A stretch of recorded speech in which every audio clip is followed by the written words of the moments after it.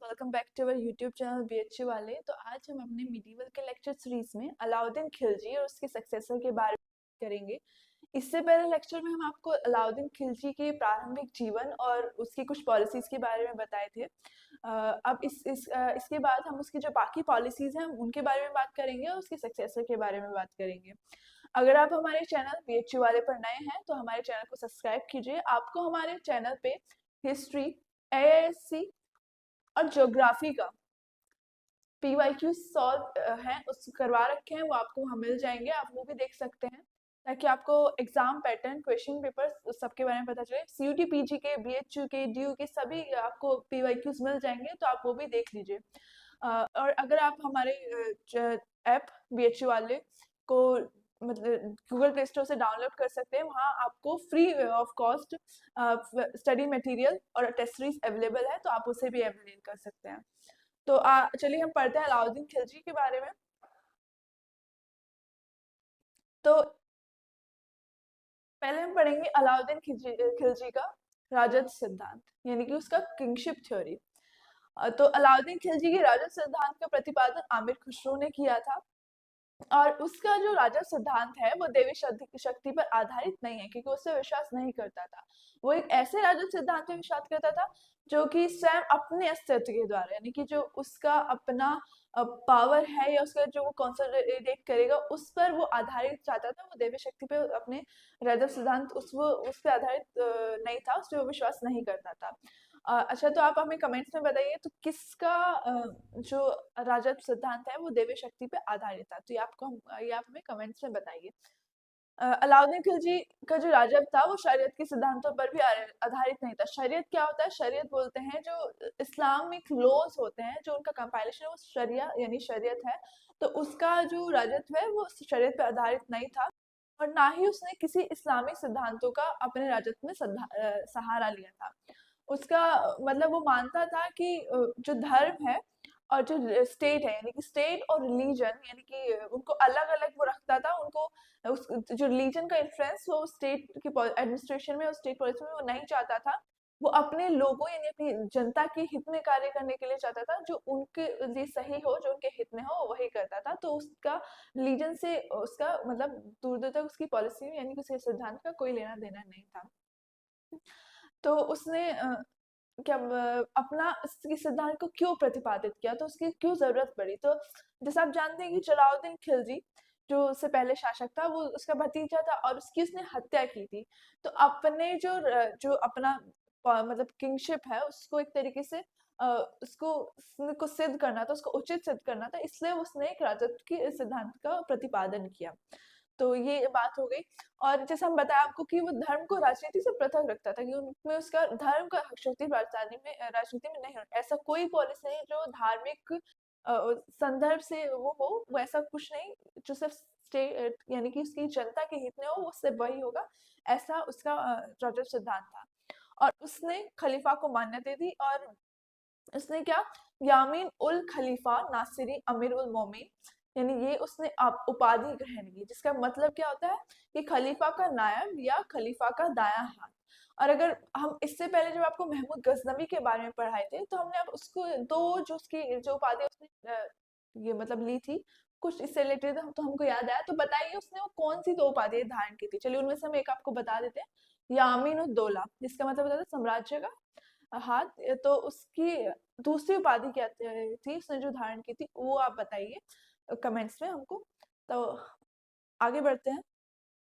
ये स्लाइड है इंग्लिश में, आप यहाँ पे देख सकते हैं।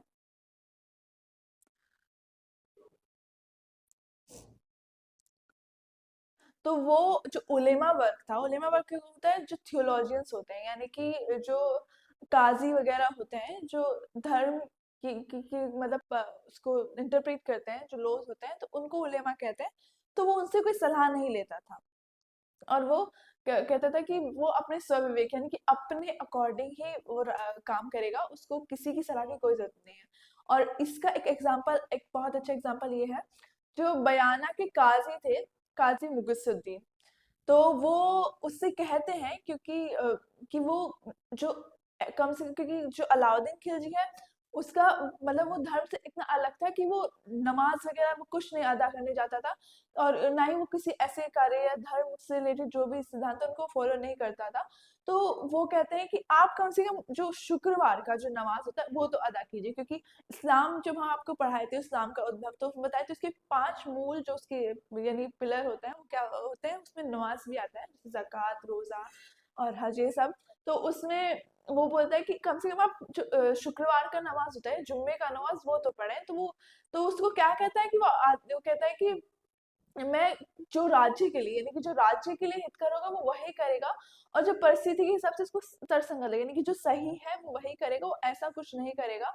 और ना ही उसे शरीयत की अनुमति चाहिए उसके लिए, और ना ही वो फिक्र करता है डे ऑफ जजमेंट की, यानी कि जो होता है बोलते हैं इस्लाम में जो डे ऑफ जजमेंट के बारे में बात करते हैं कि अल्लाह उसके साथ क्या करेंगे, उससे की उसको कोई परवाह नहीं है, जो उसकी जनता के लिए सही होगा, जो तर्क संगत होगा, वो अपने कोतवाल अलाउल से उसको उसको मतलब उसकी कोड़े पड़वाता है और इस ऐसी सजा देता है। तो और वो क्या लेता है, जिल्ले इलाही की उपाधि, जिसका जिल्ले इलाही का मतलब कहता है अल्लाह का प्रतिबिंब, वो ऐसी उपाधि लेता है। और अगर बात करें इससे पहले जो जिल्ले इलाही की उपाधि वो किसने निर्धारित की थी, ये भी आप हमको कमेंट में बताइए। अलाउद्दीन कानून से, जो सुल्तान का जो पद है वो उससे कानून से ऊपर मानता था, और वो क्या मानता था कि जो सुल्तान के जो वचन है या जो वो कहे थे, जो शब्द जो वो बोले वही कानून है, जो वो कहे वो कानून है। तो ऐसा वो मानता था। और खिलजी वंश की अगर बात करें तो उस वंश में किसी भी सुल्तान ने खलीफा से मान्यता नहीं ली, यानी स्वीकृति पद की अपनी नहीं प्राप्त की। अगर आप पहले भी जैसे कुतुबुद्दीन ऐबक की बात हुई, और बाकी भी जो जैसे रूलर्स लेते थे इस्लाम में, तो उसने ऐसा कुछ जरूरी नहीं समझा, और ना ही उस वंश खिलजी वंश में ऐसा कुछ हुआ। और अलाउद्दीन खिलजी क्या सिकंदर सानी या दूसरे सिकंदर की उसने उपाधि ग्रहण की, जिसका मतलब क्या होता है कि वो क्या चाहता था, वो चाहता था विश्व विजेता बनना, और वो विश्व विजेता बनना चाहता था, इसलिए उसने सिकंदर सानी की उपाधि ग्रहण की और उसको अपने सिक्कों पर भी अंकित करवाया। और ये ऐसा चाहता था कि जैसे सिकंदर ने पूरा विश्व विजय किया था वो ऐसा ही करना चाहता था, लेकिन वो ये नहीं कर पाता, क्योंकि उसी समय में उसके क्योंकि अलाउद्दीन के समय में सबसे ज्यादा मंगोलों के अटैक होते हैं, तो ये संभव नहीं हो पाया। और लेकिन उसने ये उपाधि ग्रहण की थी, और वो क्या चाहता था, वो एक नया धर्म बनाना चाहता था, नया धर्म की स्थापना करना चाहता, और वो लेकिन फिर जो अलाउमुल्क होता है, कोतवाल अलाउमुल्क, वो उसको सलाह देते हैं कि आप इस योजना का त्याग करें। तो वो कहता है, अलाउद्दीन खिलजी कहता है कि वो चाहता है कि वो एक नया धर्म बने, जैसे पैगंबर ने बनाया वो भी एक ऐसा नया धर्म स्थापित करे, लेकिन जो कोतवाल अलाउमुल्क है वो उससे कहते हैं कि अगर आप ऐसा करना चाहेंगे तो आपको बहुत त्याग करना पड़ेगा। मतलब जैसे एक त्याग की स्थिति में होना पड़ेगा, आपको पूरा नया धर्म बनाने के लिए आपको वैसे ही आचरण रखने पड़ेंगे, तो ये बहुत कठिन होगा।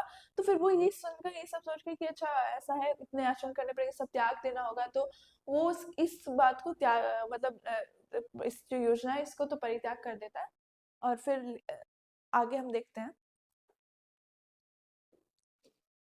ये इंग्लिश में स्लाइड है, इससे आगे हम पढ़ेंगे। तो अलाउद्दीन खिलजी के समय में हुए विद्रोह, यानी कि अलाउद्दीन खिलजी के समय में जो विद्रोह हुए हम उसकी बात करेंगे। तो इसके काल में बहुत विद्रोह हुए। अब उनका क्रम क्या था, कैसे, तो नवीन मुसलमानों का जो विद्रोह हुआ वो सबसे पहले विद्रोह हुआ। तो अगर नवीन मुसलमान की बात करें, वैसे हम इससे पहले आपको बताएं तो गियासुद्दीन की जो हम बात कर रहे थे, तो गियासुद्दीन के समय में, सॉरी गियासुद्दीन नहीं, जलालुद्दीन खिलजी के समय में, तो वो क्या करता है, अपनी जब मंगोल आते हैं और अलगू खां, तो वो क्या करता है, अपनी बेटी जो होती है, पुत्री, उसका विवाह किससे करा देता है, अलगू खां से करवा देता है, जो क्या हलाकू का पौत्र था। और उन लोगों को कहाँ शरण देता है, और एक बस्ती बसाता है जिसको कहते हैं मोगलपुरा, तो वो उसको बसा देता है। इसके बाद जो विद्रोह होता है अकद खां का होता है।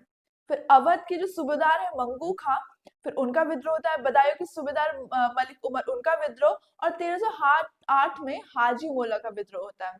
तो याद रखिएगा 1308 में हाजी मोला, ये अक्सर पूछ लिया जाता है। इसके अलावा अगर हम इससे पहले जब अलाउद्दीन खिलजी की से पहले जब बात किए थे, तो जलालुद्दीन के समय में किसी का एक विद्रोह होता है, उनका क्या नाम था, ऐसा ही है डैश मोला, चलिए हम आपको बताते हैं वो कौन थे, वो आप हमको कमेंट में बताइए। और ये याद रखिए क्योंकि अक्सर पूछा जाता है तो लोग कंफ्यूज भी हो जाते हैं, और क्योंकि बहुत रिलेटेड है खिलजी अलाउद्दीन खिलजी अलाउद्दीन, तो ऑप्शंस में भी मिलेगा ही, तो ये याद रखिए कि हाजी मोले का विद्रोह किसके समय में हो रहा है, अलाउद्दीन खिलजी के समय में। और जलालुद्दीन के समय में किसका विद्रोह, ये आप बोला ही थे। इससे आगे बढ़ते हैं,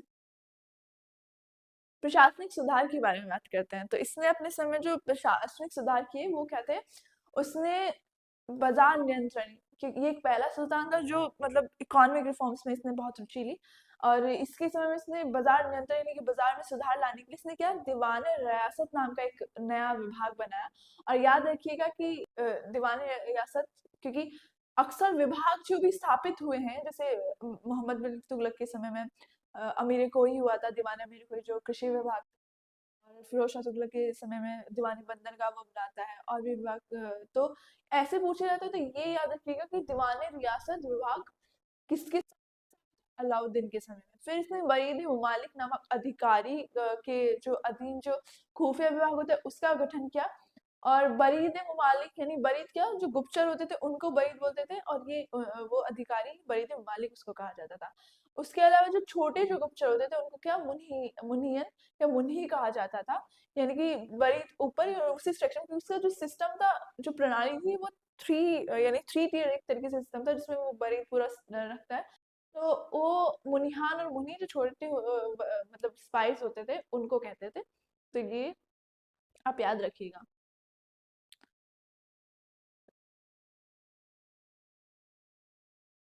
फिर सैन्य सुधार की बात करते हैं, क्योंकि अब अलाउद्दीन खिलजी का कि वो चाहता था कि वो सिकंदर सानी बने, जो उसने उपाधि भी ग्रहण की, वो दुनिया विजेता करना चाहते थे, तो उसको क्या चाहिए था, एक मजबूत सेना की जरूरत थी। और इसी वजह से उसने अपनी सेना में सुधार किए। तो उसने क्या किया, अपनी जो सेना था उसका केंद्रीकरण किया, और क्या, सैनिकों को क्या, नगद वेतन देना स्टार्ट किया। इससे पहले जो जाकिर वगैरह दी जाती थी वैसे, तो उसने क्या स्टार्ट किया, नगद वेतन, यानी नकदी में जो भी वेतन होगा वो नकदी में दिया जाएगा। वो उसने घोड़े दागने की और हुलिया नोट करने की प्रथा शुरू की। तो वो किस लिए, ताकि जो भ्रष्टाचार है उसको खत्म किया जा सके, यानी कि जो घोड़े दागने की जो प्रथा है, जिसको ब्रांडिंग कहते हैं, वो उसने स्टार्ट किया। और वो क्या होता था उसमें, तो घोड़ों को दाग दिया जाता था, तो ताकि क्या हो, जो घोड़ा क्योंकि अगर निशान होगा, दाग होगा, तो उसी को भर्ती मतलब उसको जब सेना के लेके जब किसी अभियान के लिए जाएगी तो वही जाएगा। वरना लोग क्या करते थे कि जो अच्छे घोड़े होते थे वो अपने लिए रख देते थे, और सेना को के साथ में वो जो बेकार घोड़े उनको भेज दिया करते थे। तो इस ऐसा ना हो, क्योंकि उस पे सेना पे बहुत गलत प्रभाव पड़ेगा, और वो जरूरी है एक सफल अभियान के लिए, तो उसने स्टार्ट किया। और हुलिया नोट करने की, ये क्यों जरूरत पड़ा, जो सैनिकों को हुलिया नोट करना की शुरुआत हुई, क्योंकि जो जो सैनिक जब नियुक्त होते थे, नियुक्ति के समय में जिनका चयन होता था, वो लोग क्या करते थे कि खुद ना जाकर अपनी जगह किसी और को भेज दिया करते थे। और क्योंकि प्रशिक्षित सैनिक वो स्वयं नहीं जाएंगे, क्योंकि उनको नियुक्त किया गया, उनका चयन हुआ है, अगर फिर उससे भी सेना पे उसका गलत प्रभाव पड़ेगा, तो इसलिए उसने हुलिया नोट करने की प्रथा शुरू की। तो याद रखिएगा, अक्सर प्रश्न बनता है कि किसने घोड़े दागने की और हुलिया नोट करने की प्रथा का शुरुआत की, तो कौन था, वो अलाउद्दीन खिलजी था।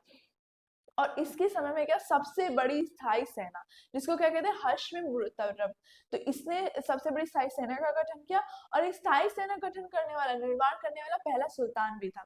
और एक क्वेश्चन बनता है, जो स्टैंडिंग आर्मी जो बोलते हैं, स्थायी सेना का निर्माण करने वाला पहला कौन शासक था, तो वो अलाउद्दीन खिलजी था। और सेना की भर्ती के लिए आरिज़ मुमालिक करता था, जो आरिज़ मुमालिक जो होता था, जो आर्मी का मिनिस्टर होता था, मिलिट्री जो हेड होता था, वो उस पोजीशन को कहते थे आरिज़ मुमालिक, और इस विभाग को क्या कहते थे, दीवाने। इसका और इसमें जो ये आरिज़ मुबारक है, उसका क्या, सेना भर्ती करने का उसी का काम था। और इसने क्या स्टार्ट किया, जो ड्रिल परेड, यानी कि उनका प्रशिक्षण की पूरा अच्छे से उनका प्रशिक्षण उनको दिया जाए, उनका पूरा डेली प्रैक्टिस, ताकि ऐसा कुछ ना हो, क्योंकि एक अभियान के लिए उनको पूरी प्रशिक्षित उनको सेना चाहिए, तो उसने ये ड्रिल और परेड की भी को भी शुरू कराया। जो घुड़सवार जो सैनिक होते हैं, जो एक कस्बा, यानी कि जो एक घुड़सवार वाले सैनिक होते हैं, उनको एक कस्बा कहते हैं। और उनका वेतन क्या होता था, 234 टन का वार्षिक, यानी कि वर्ष में 234 टन का उनको मिलता था। और अगर माह प्रति माह की बात करें, मासिक, तो 19.5 टन का। और अगर जो घुड़सवार एक घुड़सवार रख रहे हैं, अगर उससे अतिरिक्त वो या कोई और भी अगर एक अतिरिक्त घोड़ा रखते हैं तो उनको 78 टन का यानी 78 जो उनको टन का होता था उससे अलग मिलता था, यानी कि जो उनकी अपना वेतन है उससे अलग उनको, अगर वो एक और घोड़ा रख रहे हैं तो उससे अलग 78 टन का उनको मिलता था। और जो 2 घोड़े वाले सवार होते थे उनको क्या कहते थे, 2 अस्पा। जैसे एक घोड़े वालों को 1 अस्पा तो 2 घोड़े वालों को 2 अस्पा बोलते थे। और फरिश्ता जो एक इतिहासकार है वो क्या लिखते हैं कि उसके केंद्रीय सेना में कितने 4,75,000 घुड़सवार थे, यानी 4,75,000 उसके में घुड़सवार थे। और पैदल सैनिक को कितना वेतन देते थे, 78 टन का वार्षिक, यानी कि पैदल सैनिक को 78 टन का वार्षिक तनख्वाह मिलती थी। और उसने अपनी जो सेना थी उसकी संरचना कैसे की, दशमलव प्रणाली, यानी कि जो मंगोलों की जो दशमलव प्रणाली थी उसके अकॉर्डिंग उसने उसकी सेना की संरचना की। दशमलव प्रणाली में क्या होता है कि इंटू 10, यानी कि इंटू 10 होते हैं, यानी कि एक जो घुड़सवार 10 घुड़सवारों के समूह के ऊपर इस उनको ये कहते हैं, तो वो हम आपको आगे बताएंगे वो वैसे होता था। तो वह जब यानी कि जब तो इससे आगे हम बढ़ते हैं मिलिट्री रिफॉर्म्स, जो इंग्लिश साइड है वो हम आपको बताएं ये। फिर बाजार नियंत्रण, यानी कि जो उसका इकोनॉमिक रिफॉर्म थे, इकोनॉमिक में वो रिफॉर्म यानी कि आर्थिक जो सुधार वो किया है इकोनॉमिक रिफॉर्म, उसमें उसका क्या, ये बाजार नीति उसकी बहुत, यानी कि मार्केट कंट्रोल, बाजार नियंत्रण उसका बहुत महत्वपूर्ण उसका एक नीति थी। तो उसने ये क्यों किया, कुछ इतिहासकार कहते हैं कि बाजार नियंत्रण की उसकी आवश्यकता इसलिए पड़ी क्योंकि वो एक बहुत बड़ी सेना रखना चाहता था और उसके लिए उसको धन चाहिए, उसको उसकी आवश्यकता होगी, और ताकि उसका पूरा मनी पे कंट्रोल हो, यानी कि उसको, तो उसने वो क्या कहते हैं कि उसने बाजार नियंत्रण करवाया ताकि जो जो राजकोष है उसने उसको मतलब ज्यादा मनी मिल सके, का फ्लो या फिर मार्केट में से उसने उसने करवाया। लेकिन कुछ इतिहासकार कहते हैं कि ऐसा नहीं था, वो सब अपने राज्य के हित के लिए, क्योंकि वो चाहता था कि जो सब भ्रष्टाचारी जो लोग कर रहे हैं वो सब ना हो, उसके लिए उसने वो ये नीति लेके आया। और ये हम आपको बता ही रहे थे कि राजस्व सुधारों में, यानी फाइनेंशियल जो भी रिफॉर्म है, रेवेन्यू रिफॉर्म, उसमें रुचि लेने वाला ये पहला ऐसा सुल्तान था जिसने उसमें रुचि दिखाई। अब इसके जो ये बाजार जो नियंत्रण की नीति है या जिसका जो भी कहा, तो उसके बारे में हमको कहाँ से पता चलता है, तो जियाउद्दीन बर्नी उनकी जो पुस्तक है तारीख फिरोज शाही, उससे हमको पता चलता है। अमीर खुसरो की खजाइन और फुतू से, इसामी की फुतू सलातीन से, इब्न बतूता की रेहला, और शेख नासरुद्दीन, जिनको क्या, शेख नासरुद्दीन चिराग दहलवी जो कि एक सूफी संत थे, उनकी एक पुस्तक है खैरुल मजालिस, उससे हमको बारे में पता चलता है। इसमें काफी डिटेल में दिया हुआ है उसकी सामाजिक और ये सब जो उसकी स्थिति और से जो रिफॉर्म से गए उसके बारे में। तो इन सोर्सेज से हमको उसके बाजार नियंत्रण के बारे में पता चलता है। तो आप याद रखिएगा, अक्सर पूछा जाता है कि सोर्सेज कहाँ कहाँ से हमको पता चलता है, तो ये आप याद रखिएगा। अब उसने किस तरीके की व्यवस्था बनाई, कौन से अधिकारी नियुक्त किए, क्या विभाग बनाया, उनका क्या काम था, वो सब हम यहाँ देखते हैं। तो उसने निम्न अधिकारियों की नियुक्ति की। तो पहला क्या था, दीवान रियासत था, शहनाई मंडी और बरीद मंडी। तो जो दीवान रियासत होता था वो सबसे मतलब इसमें पूरे जो भी सिस्टम था उसमें सबसे ऊपर वाला पोस्ट, सबसे ऊपर की पदवी थी। और इसको क्यों जो भी नियम बना रहा है उसको वो मतलब इम्प्लीमेंट करे, उसके लिए उसने ये पद का सृजन किया था, ये बनाया, स्थापना की।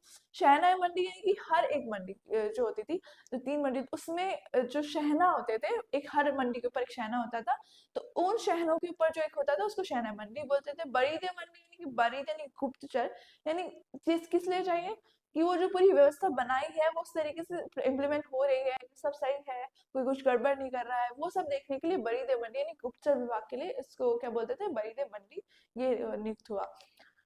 तो इसके बाद जो पहला जो दीवाने रियासत का जो पद था वो किसको दिया गया, मलिक याकूब को। और जो जिसका क्या काम था, वो व्यापारी वर्ग यानी कि जो ट्रेडर्स हैं उन पर उसको नियंत्रण रखना था। और जो वो नियम, वो आर्थिक नियम वो मतलब उसने लेके आया है अलाउद्दीन खिलजी, उसको उसका क्या इम्प्लीमेंट करवाना, उसको लागू करवाना उसका प्रमुख कार्य था। और जैसे हम बता रहे थे, हर बाजार का प्रमुख शहना होता था, और तीनों शहरों का जो प्रमुख होता था उसको शहनाई मंडी बोलते थे। ठीक है। तो अब ये क्या, जो भी क्या बोलते थे कंट्रोल होता था प्राइस वगैरह, उसका ध्यान रखना इसका काम होता था।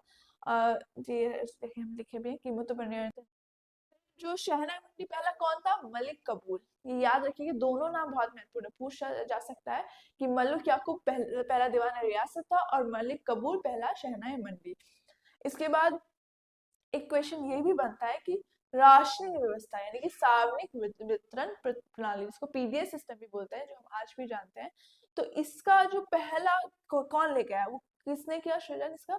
अलाउद्दीन खिलजी ने किया। अगर सल्तनत काल में बात करें, क्वेश्चन बनता है इनफैक्ट कि राशनिंग व्यवस्था की किसने किया, तो वो अलाउद्दीन खिलजी के समय हुई। और वो क्यों? काला बाजारी यानी कि इसको नियंत्रण करने के लिए।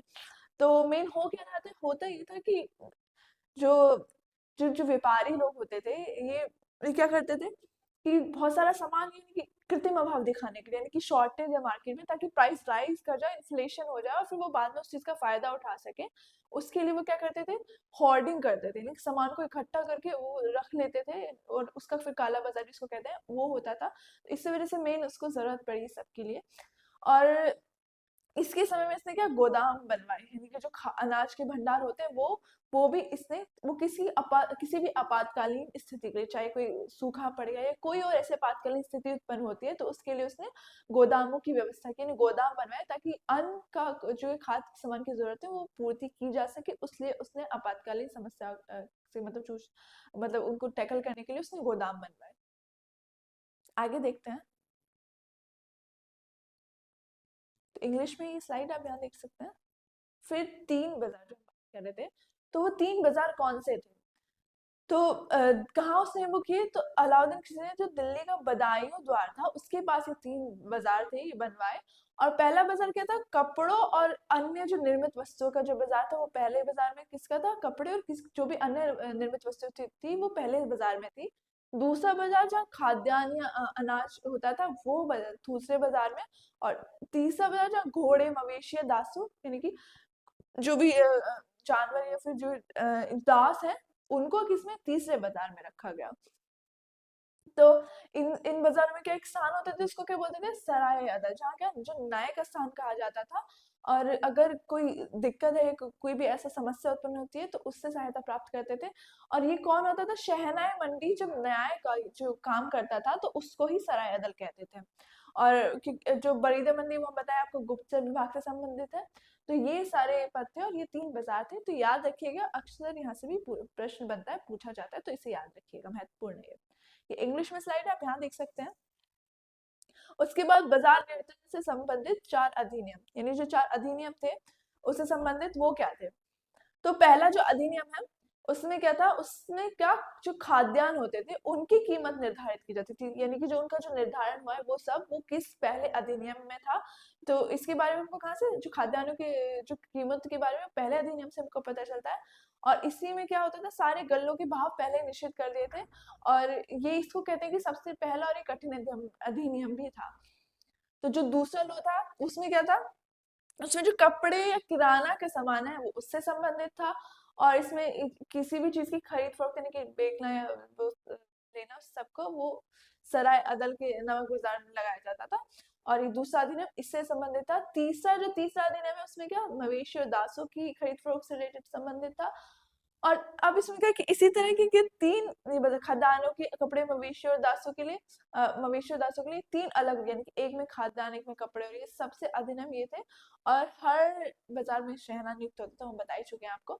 और जो अंतिम जो नियम है वो किससे? परवाना नवीस, ये एक अधिकारी की नियुक्ति हुई जो क्या परमिट जारी करता था। अब परमिट जारी करने से आप क्या समझते हैं? तो परमिट जारी करने से मतलब कि ऐसा था, क्योंकि पहले क्या होता था? होर्डिंग करते थे लोग, तो इसी में ही नियम बनाया गया। तो जो परवाना नवीस होता था, परमिट देता था, यानी कि उनको इजाजत देता था कि वो कितना सामान खरीद सकते हैं। उन लोगों को जिनको भी कुछ सामान खरीदना होता था वो जाते थे, अपना जो भी रीजन है किस वजह से वो खरीद रहे हैं वो बताते थे। और वो परवाना नवीस उनको परमिट देता था, तब वो खरीद सकते थे, ताकि ये होर्डिंग ना हो, ये इस वजह से वो बताया जाता था। तो ये परमिट सिस्टम के लिए ये 14 अधिनियम इससे रिलेटेड है। नेक्स्ट, ये एक्ट इंग्लिश में है जो आप यहाँ देख सकते हैं। तो चलिए आगे अब हम अलाउद्दीन की राजस्व व्यवस्था के बारे में बात करते हैं कि उसके जो रेवेन्यू जो उसने सिस्टम वो बनाया था उसमें क्या था। इसके अंदर भी वो क्या 2 अधिनियम उसने जारी किए, जिसमें पहला क्या था, मतलब भूमि पैमाइश जाबिता, यानी कि उसने जो लैंड था उसको सबको मेजर करवाया और उसके अकॉर्डिंग ही उसने फिर जो कर था या जो लगान था वो उसने निर्धारित किया, तो उसको क्या कहते हैं, जाबिता, यानी कि भूमि की पैमाइश उसने करवाई। जो दूसरा अधिनियम था उसमें यानी पशु और चारागाह उन पर कर जो लगाया उससे संबंधित था। तो जो राजस्व व्यवस्था के जो 2 अधिनियम है, पहला जाबिता यानी भूमि की पैमाइश से, और दूसरा जो अधिनियम है वो पशु और चारागाह पर जो कर है उससे संबंधित है। और फिर जो यूनिट ऑफ मेजरमेंट की अगर बात करें, यानी कि जो पैमाइश की जो मानक इकाई थी वो क्या थी, बिस्वा। जो क्या होता था, बिस्वा क्या है, ये जो 1 बीघा होता है उसका 20वां हिस्से को बिस्वा कहते हैं, यानी कि अगर 1 बीघे के हम 20 हिस्से करें तो उसका 1/20 पार्ट जो होगा उसको हम बिस्वा कहते हैं।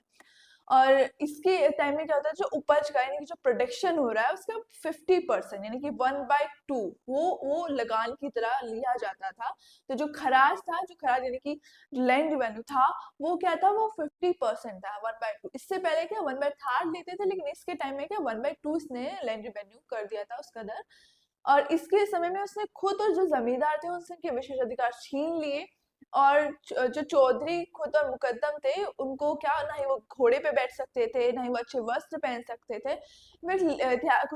जो इतिहासकार है उसके समय वो लिखते हैं कि मतलब हालात ऐसे तक थे कि जो बर्नी है वो बताते हैं कि जो इनके खुद और मुकद्दम चौधरी जो बहुत एक प्रॉस्परस यानी कि एक बहुत समृद्ध जीवन जी रहे थे, लेकिन हालात यह हो गए थे कि अब जो उनके घर की महिलाएं थी उनको भी दूसरे घरों में जाकर काम करना पड़ता अपना जीवन यापन करने के लिए।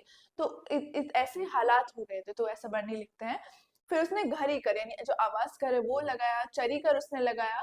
तो ये पहली बार किसने किया, अलाउद्दीन खिलजी ने। तो ये याद रखिएगा कि घरी कर और चराई कर ये पूछा जाता है, तो किसने लगाया अगर पूछा जाए तो अलाउद्दीन खिलजी। खुम्स खुम्स क्या होता है, जो लूट होता है, यानी कि जो सेना युद्ध के लिए जाती है तो वो जो लूट होता है उसको खुम्स कहते हैं। तो सामान्यतः क्या होता था कि उसको जो 1/5 जो पार्ट होता था वो स्टेट यानी कि वो राज्य को जाता था, जो बाकी 4/5 पार्ट होता तो वो कौन लेता था, वो जो सेना थी वो लेते थे। लेकिन इसने क्या किया, उसने उल्टा कर दिया, यानी कि 4/5 जो हिस्सा होता था, यानी 80% जो खुम्स था वो अब राज्य को जाएगा, और जो 1/5 जो कौन सा, हाँ तो हाँ वही जो 1/5 होगा वही उसके जो सेना है उनके पास जाएगा। तो ये उसने ऐसा किया, तो ये उसकी राजा व्यवस्था थी। यहाँ पे इंग्लिश में देख सकते हैं, आगे अगर देखें तो उसने क्या, बकाया जो राजस्व होता है उसको वसूलने के लिए उसने क्या बनाया, एक विभाग, दीवाने मुस्तक राज। ये महत्वपूर्ण है, ये भी याद रखिएगा। जो बकाया राजस्व क्या होता था, यानी कि जो राजस्व रह गया है, जो चुकाया नहीं है, तो उसको अगर जो वसूल करने के लिए होता था वो क्या था, विभाग दीवाने मुस्तक राज नाम का विभाग उसकी उसने स्थापना की। और जो इसका जितना भी इसकी जो नीति थी ना उसको सफल बनाने का श्रेय किसको दिया जाता है, जो नायब वजीर शर्फ कायनी, यानी शर्फ कायनी जो है, जो उसके नायब वजीर थे उसके में उनको श्रेय दिया जाता है। जो उसकी सारी व्यवस्था थी और जो नीति इसको सफल बनाने का, इनको श्रेय। क्यों, इसका अगर हम समान क्या करें, एनालॉजी जो कहते हैं, इसकी हम समानता किससे कर सकते हैं कि जैसे अकबर के समय में जैसे टोडरमल का जितना जैसे रोल था ना, जैसे पूरा रेवेन्यू सिस्टम उसका पूरा बिल्डअप किया था, वैसा ही कहीं ना कहीं रोल इन्होंने भी एक भूमिका, इतनी अहम भूमिका। तो अलाउद्दीन के समय में जो भू राजस्व और उसका श्रेय सफल बनाने का इनको जाता है, शर्फ कायनी को। फिर इसने जो अलाउद्दीन था उसने जो नगद यानी कि जो राजस्व है उसकी नगद अदायगी, यानी कि जो नकदी में उसको राजस्व देंगे, अनाज में नहीं, उसको नकदी में। लेकिन वो कहते हैं कि एक्सेप्शन भी है। अब वास्तव में मतलब एक्सेप्शन क्या है, वो है राजस्थान का जो एक जगह है झाई, वहाँ जो भू राजस्व है वो अनाज के रूप में दिया जाता था, बाकी वो क्या लेता था, नकदी में उसने स्टार्ट किया था राजस्व लेना। और झाई जो एक जगह है उसको बरनी और इस्लामी क्या कहते हैं, शहरे नूर। याद रखिए इसको क्या कहते हैं, शहरे नूर। जो अब अलाउद्दीन ने क्या किया, जो स्टेट है यानी कि जो कलेक्टर है गवर्नमेंट, और जो कृषक है उनसे पूरा अपना सीधा संबंध स्थापित किया। उसने बिचौलियों को ही खत्म कर दिया, उसकी जगह उनको क्या, उसने आमिर, नफसिंदा, सरहंग और मुहसिल जैसे एक केंद्रीय अधिकारियों की नियुक्ति की। तो ये उसने सिस्टम बनाया। और ये वही बात जो बोल रहे थे कि उसने ग्रामीण प्रशासन से पूरा सीधा उसने संपर्क स्थापित किया। और कृषकों से ताकि कोई ऐसा कोई जो करप्शन है उसको पूरी तरीके से खत्म किया जा सके, और जो सारे वर्ग हैं उनके में समानता से उसने भूमि वर्ग मतलब जो कर थे वो लागू किए। ये उसने ऐसा एक सिस्टम बनाया। आगे आप यहाँ से इंग्लिश में देख सकते हैं।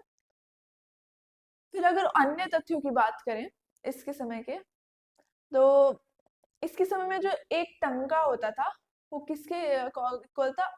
48 चीतल का, यानी कि 48 चीतल का एक टंका होता था।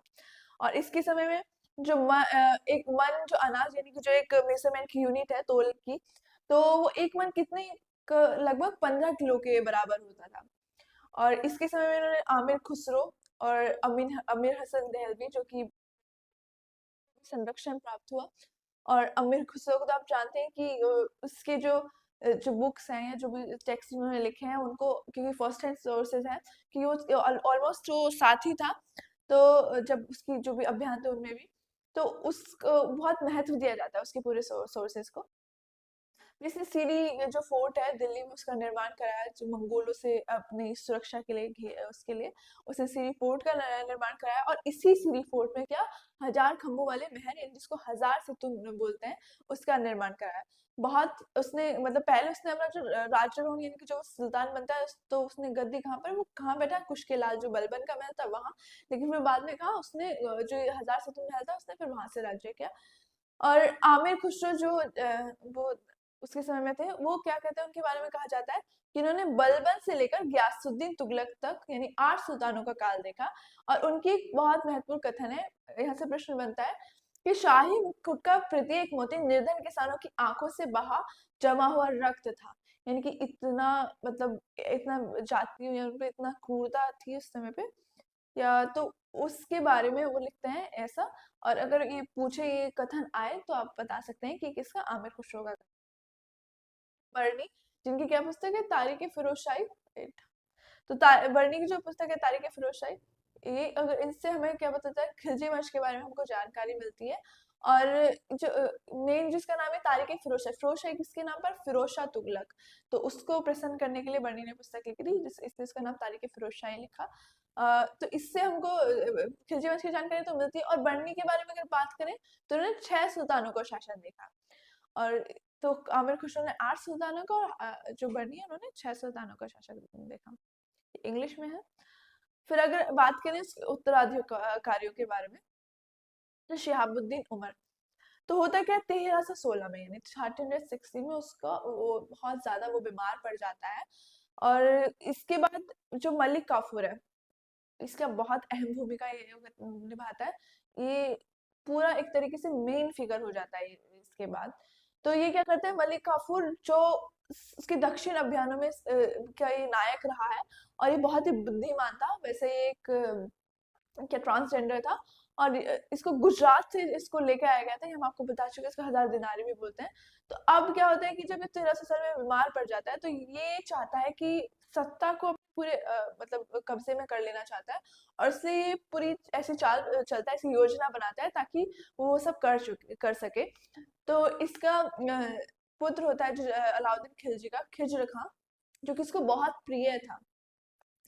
तो इसको वो क्या करता है, इसको भी बंदी बना लेता है।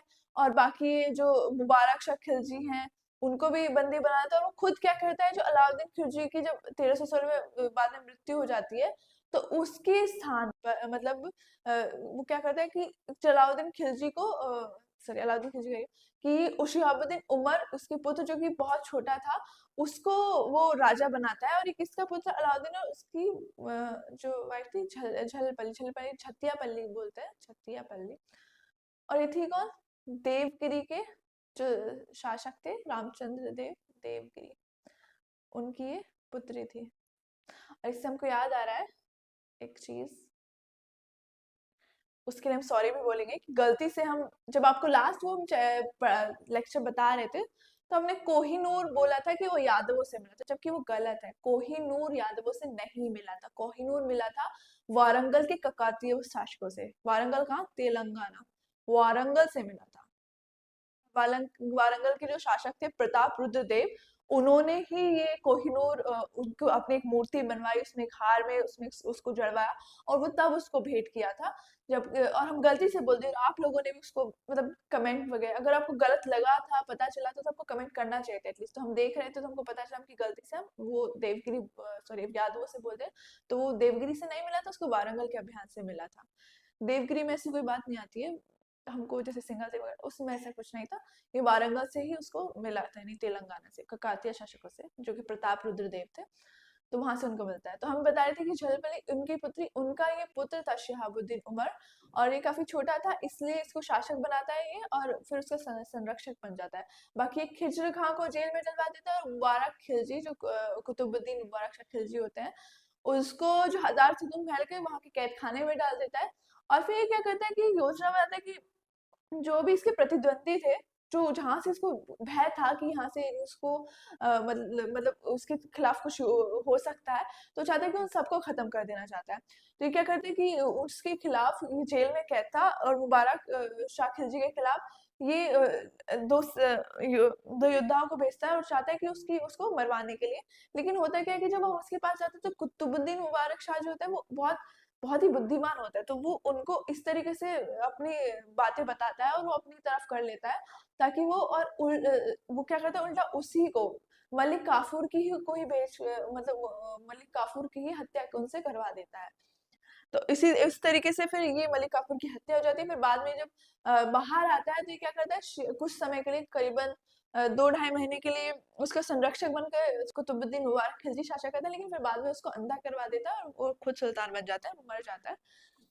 तो फिर कुतुबुद्दीन मुबारक शाह खिलजी की अगर बात करें तो 1316 से 1320 तक इसने शासन किया, और ये ऐसा शासक था जिसने स्वयं को खलीफा घोषित किया। तो ये पूछा जाता है, महत्वपूर्ण प्रश्न है कि कौन ऐसा दिल्ली सल्तनत का शासक था जिसने स्वयं को खलीफा घोषित किया। तो कौन था वो?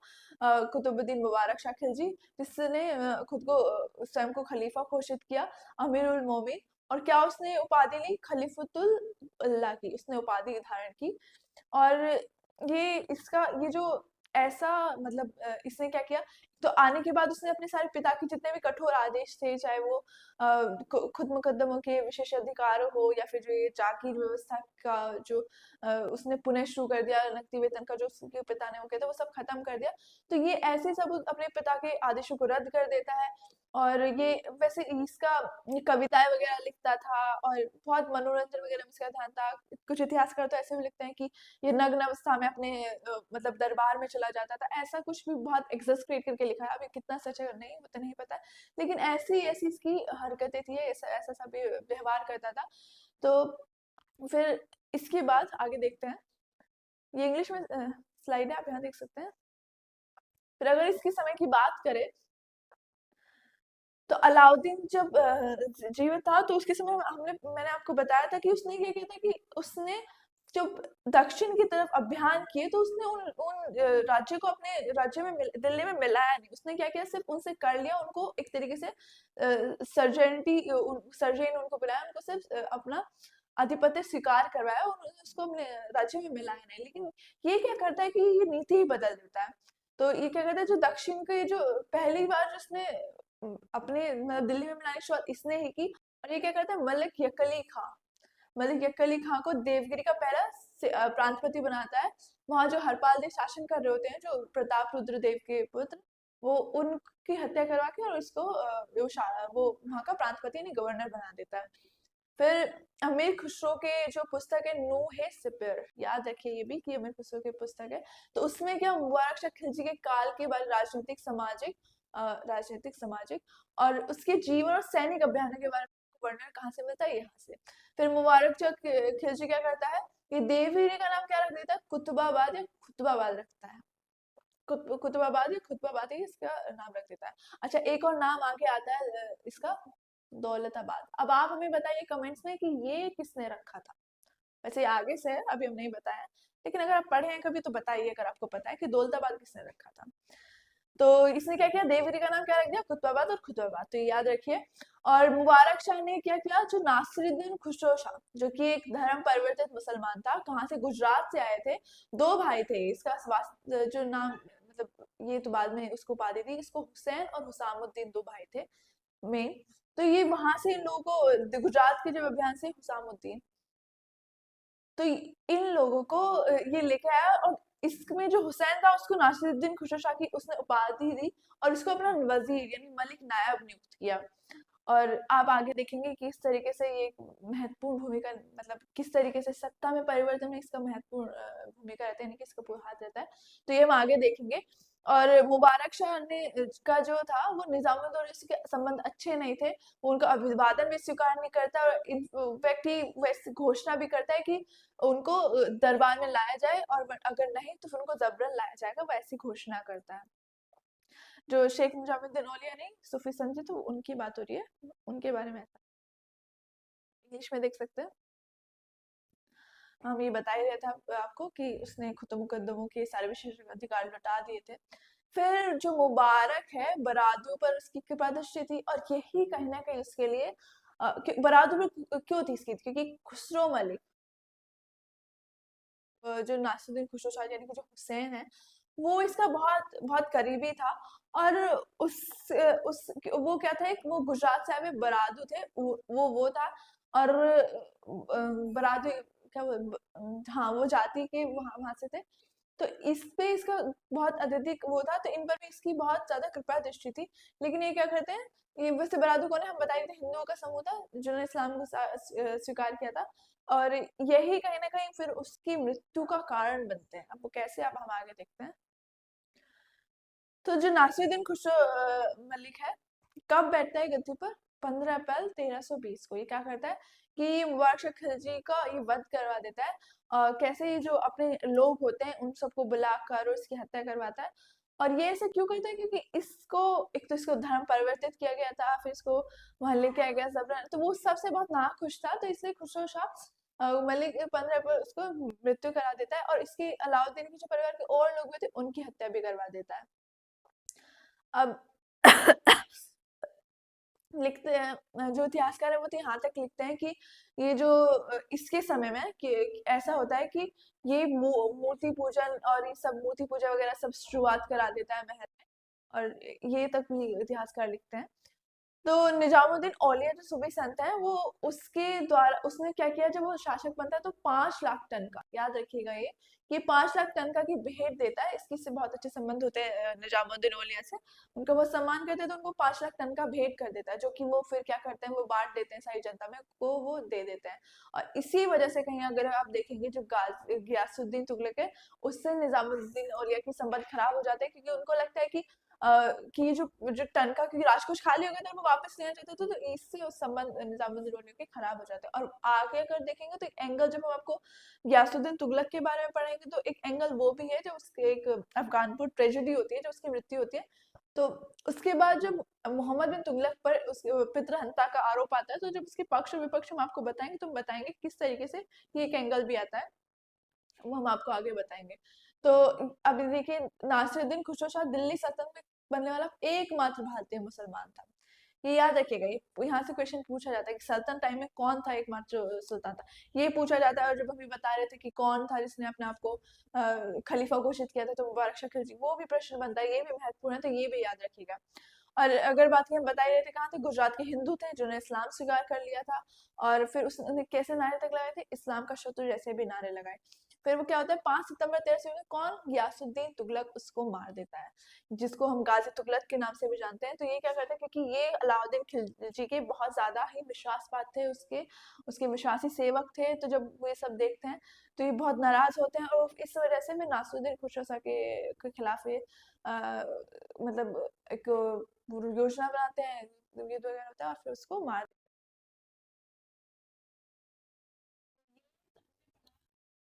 खिलजी डायनेस्टी के बारे में हम पूरा खिलजी डायनेस्टी कवर कर लिए। इससे नेक्स्ट में हम तुगलक डायनेस्टी स्टार्ट करेंगे।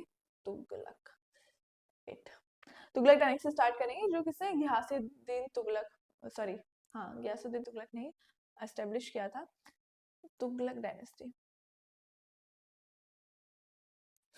इस नेक्स्ट सेक्शन में ये पढ़ेंगे।